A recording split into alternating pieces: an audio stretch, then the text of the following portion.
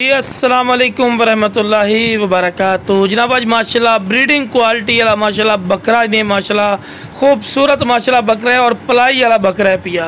तो बड़े दोस्तों की फरमाइश वे कि फौजी भाई पलाई वाला बकरा लिया दो और ब्रीडिंग क्वालिटी वाला होवे। तो लाओ जनाब आज पलाई भी कर सकते हैं, ब्रीडिंग क्वालिटी वाले ने।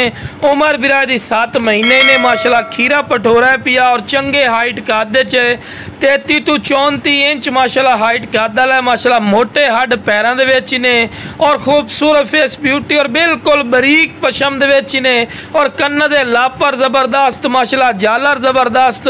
वेखो ना जी कोई ऐसा पॉइंट नहीं जेड़ा इस बकरे का घट हो। माशाल्लाह हर पॉइंट जबरदस्त ने और चिपटे सिंह मोटे दे भरवे। तो लो बिरा टोर फिर के भी खा रहे हैं कि कोई लंगड़ा लूला नहीं, सेहतमंद और माशाल्लाह एक्टिव ही ने। तो जिस बिरा नूं चाहिए जनाब बकरा जल्दी जल्दी राबता करके बिल्कुल मुनासिब कीमत ते लै सकते हैं। लोकेशन लुडन शहर जिला व्याड़ी ने और कार्गो की सहूलत आल पाकिस्तान मौजूद है।